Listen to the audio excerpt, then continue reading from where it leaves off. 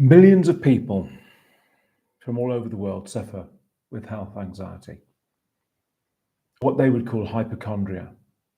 They often go to the doctors and they're told that they're hypochondriacs and they just need to see reality for what it is and understand that what they're experiencing is just nerves, just a form of anxiety and mental illness, something that needs medicating out of them. Health anxiety isn't any of those things. I suffered from health anxiety for many, many years.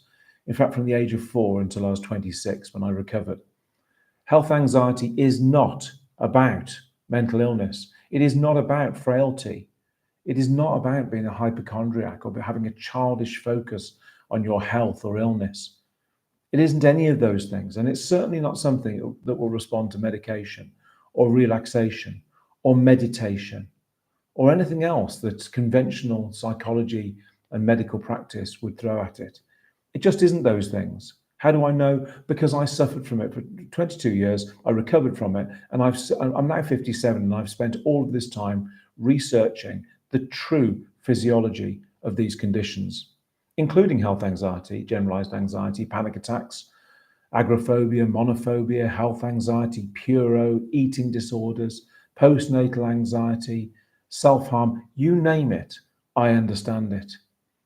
If you want to listen to somebody who understands what you're going through in detail on a cellular level, because they've experienced it, come out of it and found the solution, just give me a few minutes of your time to make you understand the difference between what I'm saying and what you'd hear in a self-help book or from a counselor or a psychotherapist or a psychiatrist or a medic that you might visit. Because the true nature of these conditions does not lie in mental health and mental well-being, or the solution doesn't lie in medication or any of those solutions you're commonly presented with. I've helped well over 500,000 people to overcome their anxiety conditions. I've done that through founding the only anxiety recovery-focused counselling and psychotherapy organization. Those are the people that work for us as psychotherapists. They are qualified practitioners in their own right who have retrained in psychoeducation to enable people like you to recover like they did, but recover using science, not pseudoscience, not being medicated out of this, not being in any way subdued by propranolol or benzodiazepines or stelazine or any of the SSRIs, because they just don't work. They just don't operate. They haven't been synthesized to operate on those parts of the physiology of your body or anybody's body that control and activate the fear response. Because that's what we're talking about here, the fear response. The fear response is responsible for everything you experience. And when that becomes disordered, it becomes anxiety. It becomes fear disorder, not anxiety disorder, fear disorder. So all of the people that have guided you so far, that have told you that you're suffering from some form of mental illness or chemical imbalance, and that you need to use therapies and medical therapies and talking therapies to get rid of these conditions, they're talking absolute nonsense. Because if they understood the psychophysiology of these conditions, they'd also understand that using medication and talking therapies wouldn't help somebody, for example, that is unfit or overweight. These are disordered responses. And anxiety and fear disorder and all of the associated disorders that are brought into that body of what they call mental health suffering, which isn't what it is at all, are not associated with mental illness or chemical imbalance in the brain. Health anxiety is something that I know extremely well, and I'll tell you why. Because age 4, I broke my flask at school, a flask filled with tomato soup. And in those days, I mean, we're talking 1972, flasks were made out of plastic on the outside and glass on the inside. So it shattered into the soup, and the plastic body of this vessel became filled with glass-infused tomato soup. Now, I was of an anxious nature anyway. I knew that. Even at 4, I knew that. I had trouble sleeping. I always felt timid and worried. And there was this overwhelming feeling that when I got home, mom wouldn't be there, or that something would happen to my parents when I was away. But it it was an acceptable level of fear, let's say, and I thought it was normal for kids of 4. And I do remember back there, by the way, before I get criticised for making this up. And also, my auntie worked at that school, so she remembers me being that way. But on this particular day, everything changed because when I opened my flask, and it's strange, isn't it? 1972, 4-year-old at school with a glass flask serving his own hot soup into a cup. I mean, now that would, there'd be the health and safety executive coming down on the school in seconds. But back then it was normal. So I broke this flask, and when I opened it and saw the glass in my soup, from that moment on, I developed what I now know to be health anxiety. I was sieving all of my food through my teeth. So from the age of 4 till I was 26, any food I ate, I had to make sure that I couldn't choke on it, that it couldn't cause me physical damage.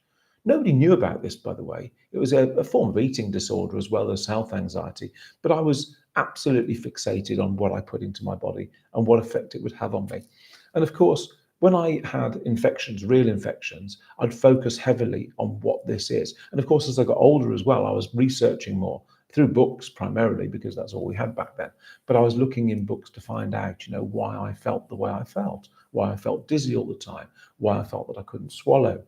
When I was about 7, no, maybe a little bit older than that, 8 or 9, my brother, we were in Birmingham in the UK, in a restaurant, and my brother had some I think it was either salmon or plaice or something to eat. And he got a fish bone stuck in his throat, and my parents went into blind panic about it. And I remember it vividly to this day because it was so influential in my life, because it kind of confirmed to me that the danger was real. So every time I got an infection or a tummy bug or a cold or anything like that, or anybody around me got ill, I would fear the worst. I would say, well, what if they die? What if I die? What if I pass out? What if I don't get well? What if I'm injured for the rest of my life? All of these what ifs are fueled by fear, but in disordered fear, they're fueled by the anxiety. And anxiety is the extreme version, if you like, the disordered version, but the extreme version of fear. It's when fear doesn't revert back to normal levels of response after the threat is gone. So all these incidences that happened in my childhood stepped up my level of anxiety, my level of fear, until I suffered from an anxiety condition. And there is a tipping point. So as I went through my childhood and my teens, right up to the age of 26, I carried this inherent fear of dying, of getting ill, of choking, of not being able to breathe. In fact, anything. So anything that in my environment that I was exposed to that would in any way uh, give rise to a threat response, or give rise to me doing a risk assessment in the chemistry lab at school, for example, with all the chemicals around, or if I smelt something in the street, or if I went into a shop and there was a strong smell of perfume, or I saw somebody that looked particularly unwell, my mind would go immediately to what if? What if I catch that? What if I get that? What if I die? What if I'm exposed to it? And it was a living hell.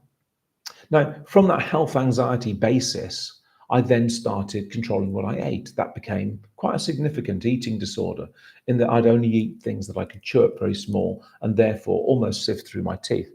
So I would be more inclined to eat soft foods than hard foods. I'd avoid things like peanuts or biscuits or anything that could get stuck. And I did this, as I say, for 22 years. Then as I got older, it was a checking thing. It was about, oh, I've got a sore throat. Mum, I've got a sore throat. And my mum, because she was a nurse practitioner, would have a look at my throat and say, well, it's a little bit red, but it'll be okay. My mind went immediately to sepsis, to death, to doom. And this happened all the way through school. My mum, when I think I was about 14 or 15, she got a job. At the time, HIV and AIDS was a big thing. So she was a nurse practitioner. She was a surgery nurse. She was a family planning nurse. She was a very highly qualified medical person. So she got offered this job as the county coordinator for HIV and AIDS. She was one of the first involved in that whole experience during the 80s. Well, of course, when she told me this, it was like hell had descended on me, because there was so much awareness around it. I mean, now we all know that it's not what it was back then, and there's more medication and treatments available, but also there's just more knowledge generally about autoimmune disease. So, but back then this was catastrophic to me, and that's all I could think about. It was keeping me awake every night. I've never been a big sleeper. My anxiety always kept me awake, and even now I'm not a big sleeper. because I kind of figure that, sleeping is kind of a waste of life, really, and I want to live life to the full. But that's a logical decision I make based on who I am and what my focuses are in life. And believe me, I'm very passionate about what I do. So, but I don't suffer from health anxiety. I don't suffer from any kind of anxiety. That fear disorder has gone. Health anxiety, I've helped many, many tens of thousands of people with health anxiety, and it does manifest in many, many ways. And of course, then it crosses over into other categorized mental health conditions, what I call fear disorders. So it can cross over into obsessive compulsive type responses. Obviously, health anxiety is OCD of health. I mean, that goes without saying. It's an inappropriate anxious focus on your well-being or on illness or on whatever's going on in your body. And that then creates a compulsion to check, when that checking could take on the form of going to a doctor. It could take on the form of buying yourself a blood pressure monitor, or testing your blood glucose levels, or literally taking every test you can. Been there, done it. Believe me, I absolutely know. So health anxiety manifests in many, many ways in many people. It has then the potential to cause panic. So what people would traditionally call panic attacks, I call them adrenal purges. They're not panic attacks. They're not panic, and they're not attacks at all. They're the release of adrenaline when it reaches a certain level. But if you get to that level because of your health anxiety, there's a chance that you could suffer from what people would call panic attacks or anxiety attacks. And then, of course, like I said, OCD, puro, emetophobia, fear of vomiting or fear of vomit itself, of seeing people vomit. All of these conditions are wrapped up within this group of conditions that I call fear disorders. There is one condition, fear disorders. How that manifests is irrelevant. It's all based on the same psychophysiology and the same activation process in the body and mind. But it isn't mental illness. Again, I come back to this. It is not mental illness. It has nothing to do with chemical imbalance. It has nothing to do with the emotions, because fear isn't an emotion. It has nothing to do with brain injury. So it isn't a mental illness. It doesn't happen in here. Nothing's poorly in your head. Everything that happens is intersystemic. It's an intersystemic disorder, mostly contained within the endocrine system, but it is not mental illness. And treating it as mental illness only goes to add to the problem. If you take antidepressants, for example, traditionally now SSRIs, serotonin reuptake inhibitors, suppressing the reuptake of serotonin in the brain, in the synapses in the brain, it's not going to make you less anxious. The only action that drug actually has on anxiety is to sedate you. Well, what's the point? Something that sedates you. Sleep was never the opposite to fear. So sedating you, making you sleepy, it might suppress some of the outward physical expressions of that condition, but it isn't treating the issue. So when you take it away, you don't get withdrawal symptoms, as people often say. I've seen many videos. Oh, I was on antidepressants for 5 years for my anxiety, and when I came off it, I had withdrawal symptoms. They're not withdrawal symptoms, they're rebound anxiety. It's the anxiety being re-released. You're taking the cork out of the bottle, so to speak. But serotonin isn't the problem. Why would you want to balance serotonin? Which is, okay, it's the feel-good hormone. I get that. Everybody wants to feel good. But there's nothing wrong with somebody's serotonin levels when they've got anxiety. And even if there is something wrong, even if the anxiety has caused somebody's mood to drop, and that's not depression, by the way, correcting the serotonin still isn't going to correct the anxiety or remove the anxiety. And this is the problem. People are led to believe that it will. It won't. It's the same as taking propranolol to control heart rate and anxiety. You're just controlling your heart rate. You're not fixing the problem. And the problem is the same as being unfit. It isn't illness. It's disordered response. Excuse me, I'm just going to click this cancel. It's disordered response. So it isn't illness. So you can't therapeutically fix something that isn't an illness. It isn't like having diabetes, and having low insulin levels and then supplementing your insulin levels by injecting yourself, or changing your blood sugar responses by changing your diet. It isn't that easy. It isn't like building muscle mass, or, getting cardiovascular health through repetition of a particular exercise. That isn't the way this works. This works by switching off the fear response at its core, using the science of fear response and getting rid of all the anxiety conditions. And does it work? It can't fail. It just can't fail to work. But you see, psychology and psychiatry and medicine ignore this, A, because it's cheap, so they can't make any money out of it. B, because they're not trained to understand it, because they're not people trained with the correct physiological knowledge, even if they go to medical school, to see the true science of anxiety conditions.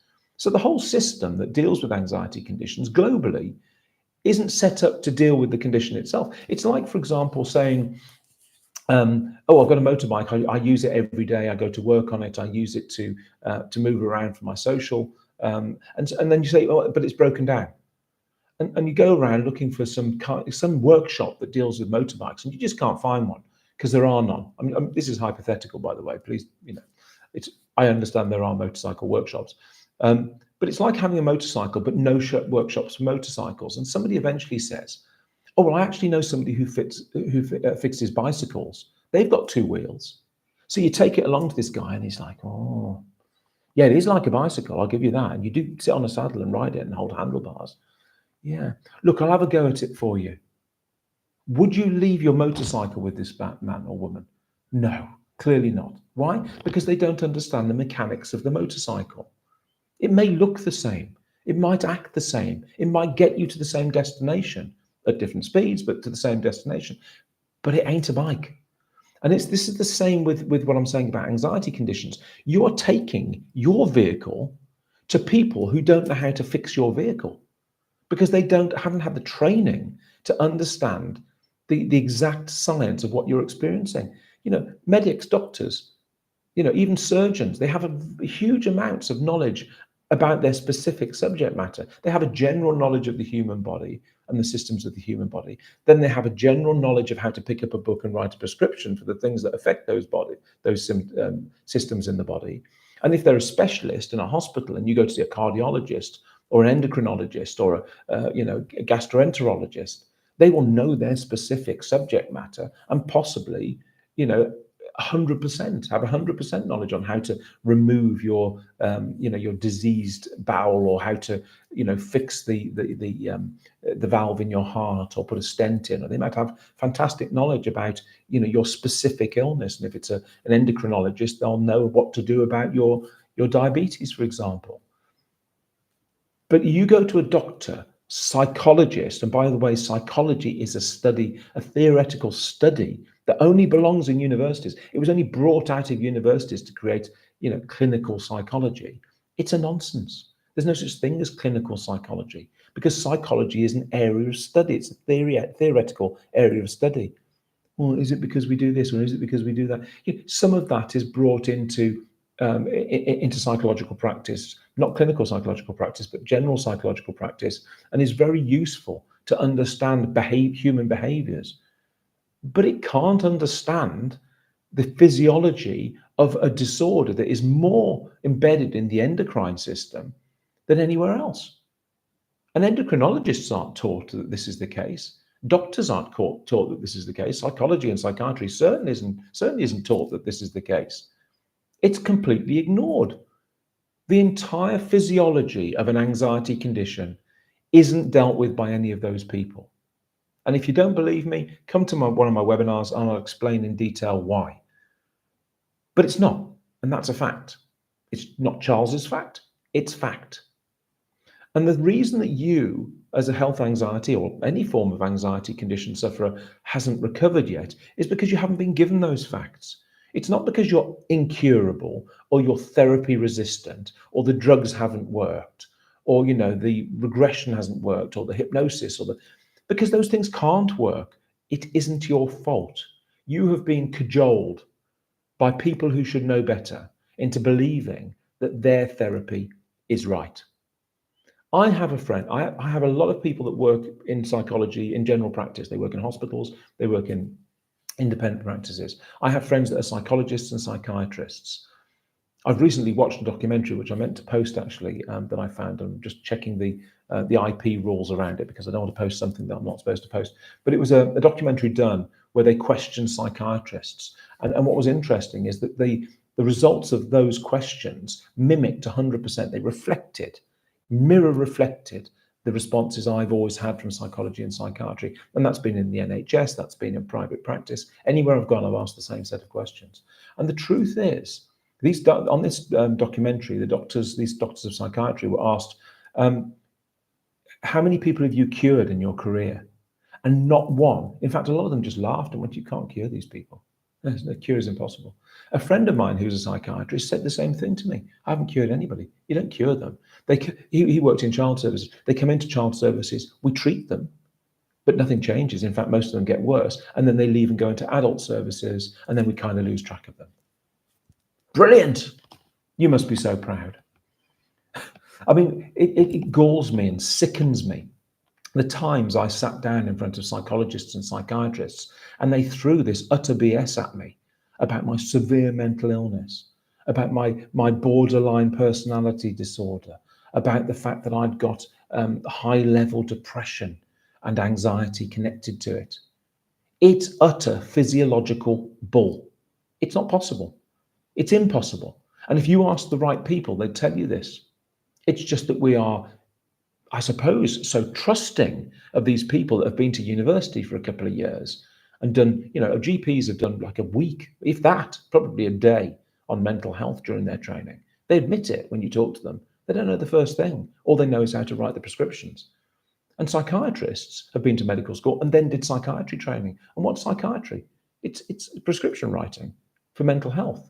That's all it is. They listen to you, they pick up a book that is printed about every 3 or 5 years, that is written by people that have done no research at all, and they pick up this book and say, "Oh, what do we do with the postnatal anxiety? Oh, this medication referred to CBT, and if that doesn't work, we'll refer them somewhere else if they come back. But they'll probably get fed up and not come back anyway."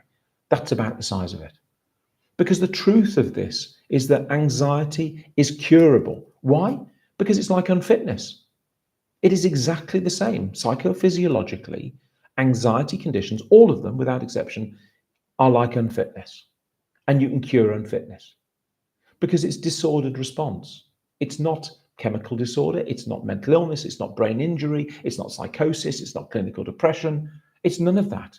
And in fact, clinical depression and anxiety can't coexist. There is no comorbidity.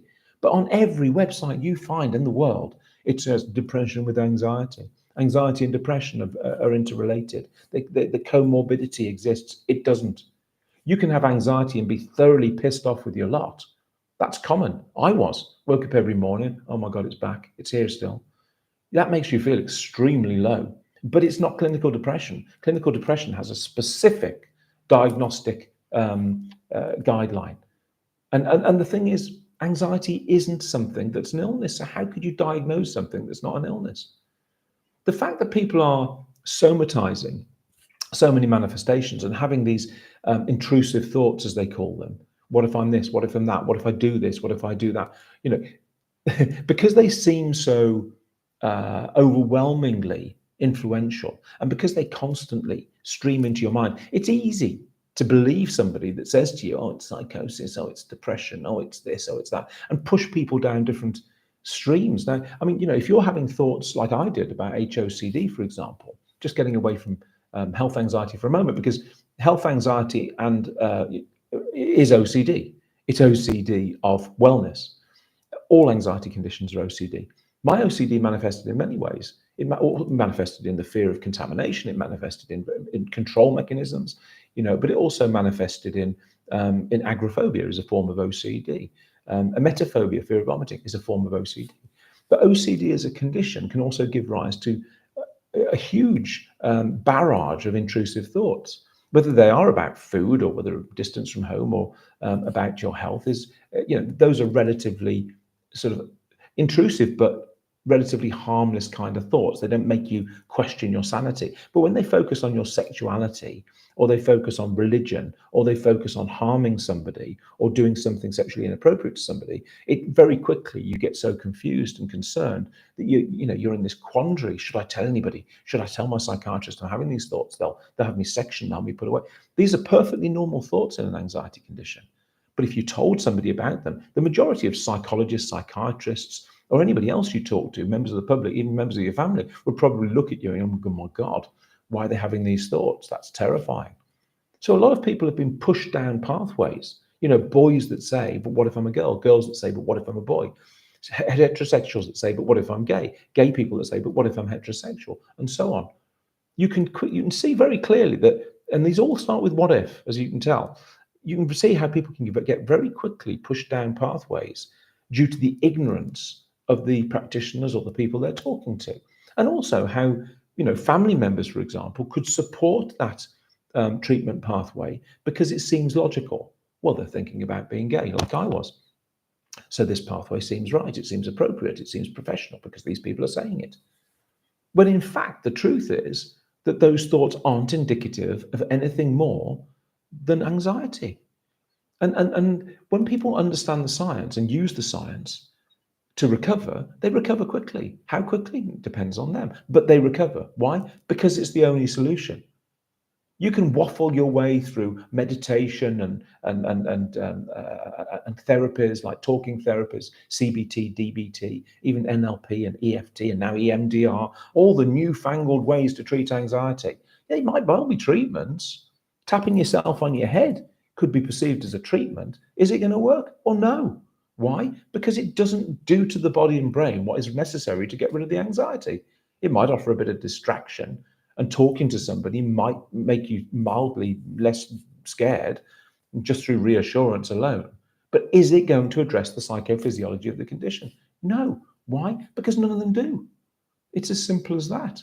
So if you want to recover from an anxiety condition, including health anxiety, or what they would call hypochondria, you have to know the science of that condition and use it to create the recovery. And a lot of people come to me and they say, but Charles, everything you're saying makes so much sense. This is the kind of brain thing that I struggle with it. As you can tell, I'm really passionate about what I do and what our team do and the recoveries we've created. And if you want evidence of those, go to lindenmethodreviews.com and take a look. I mean, oh, Charles has made them up. Have I really? Well, go on Facebook, go on YouTube, go on X, go wherever you want to and find those people and ask them if I've made up their reviews. I haven't. We've got tens of thousands of reviews of people that have recovered using this. Nobody else has. Just go to your psychologist or your counselor and say, oh, can I see your reviews page on your website, please? And it will say something like, Jane is really lovely and she makes fantastic tea and biscuits. That's about it. But you won't see, I did this and I am fully recovered anywhere. Okay, so that's the first thing to say. But people always say to me, but Charles, you make all these claims and you say all of these things. Why is it so? Why does it seem so untrue that you've got this solution, but not everybody's using it? Well, they're not using it because it works so well, and that breaks the business model. Because if you cure your client in the first session, for example, you haven't got the other 5 sessions to pay for your car with, and that's the biggest problem. The other thing they say is, well, if this were true, it would be all over the world. That's right. It would be all over the world if I didn't have that resistance from the people who want to keep me subdued and want to keep me silent. And believe me, they're out there and they'll use any tactics to do so. And the other thing people say is, well, if it was that easy, why don't we know about this? Look, if I said to you now, I'll give you a month, I want you to increase the size of your bicep, something really simple. You wouldn't ask me how to do it. You just go and do it because you know how to do that, don't you? I mean, there could be some added bonuses of increasing protein intake, but ultimately, you've got to flex your bicep. And when you come back to me in a month, it's going to have grown. Why? Because you've done exactly what it needs to make it grow. That's what I'm talking about here. Don't accept that recovery isn't possible. Don't accept that coping and managing this is the only option for you. Accept that recovery is possible and it's simple, and you just need the guidance to do it. But what I get a lot of people then say to me is, but Charles, taking the tablets is so easy. Even if they don't say this, I know exactly where their brain's going to. Everybody wants a shortcut. Everybody wants to get to the finish line. You can't do that with growing your biceps. You can't do that with getting a 6-pack or running a marathon. It's incremental change. Will it take as long for you to recover from anxiety as it would to train for a marathon? Absolutely not. Because fear can be switched on and off in a nanosecond when it's needed. How long will it take for you? I don't know. But will it happen? Yes. Yes. But only if you use the science that's associated with recovery. And like I said at the start, there are so many treatments available out there, but there's only one solution. And whether you've been pushed down the psychiatric or psychological or medical route is irrelevant. Whether you've tried hot stones, tapping, Reiki, it doesn't matter. None of it will work. None of it. It might make you feel slightly reassured. It might make you feel less fearful in the moment, but it doesn't solve the problem. Look, thank you for listening to me. As you can see, I'm quite passionate about this, but I do it because I genuinely want to leave this planet one day with a legacy of having helped more people than anybody else to recover from these conditions. That's what I want for my kids. It's what I want for my family. It's what I want for every single sufferer in the world. Because, our team provide the solution, the only solution. And anybody else that claims that isn't doing what we're doing is a liar. It's that simple. Look, if you want to join me in my webinars, you can come on a Monday you come to anxietyproject.online. You can join the free membership, which will give you some insights into, I've got the links on my YouTube channel, which will give you more insight into the condition you're suffering from. Let me just have a look at these comments that are coming up. Somebody says, "Hi Charles, I'm doing your program today. Thank you. So far, so good. 4 days in and feel better. Well, way better. That's absolutely brilliant. Thank you." Another one, I won't read out names. "Morning, Charles. Great to see you doing these videos again. It's how I originally found you. It's without question the Linda method that saved me. Many thanks, Charles." You're so welcome, my friend. And another one, "Good morning, Charles, and thank you for your great info. You're very welcome. I still do the visualizations each day best I can." Fantastic. But doing the visualizations, yeah, okay, it's gonna give you some relaxation and take you away, because they're guided visualizations, as you know, which is why I provide them. They're not just meditation or relaxation. They're about being guided. And whilst they can offer you some relief, please don't forget to do the program how it's meant to be done, because it's vital. Guys, I'm going to leave you. I feel like I've ranted for long enough. I'll be doing more of these, but if you have questions, contact us directly. And I absolutely promise you that myself and my team, and they're an amazing team, all with a background in psychological practice, psychoeducation, and other associated backgrounds in mental health and recovery. They are all amazing people. They'll give you the advice you need, and they'll lead you to recovery. Of that, I have absolutely no doubt. Thank you for listening, guys. Take care.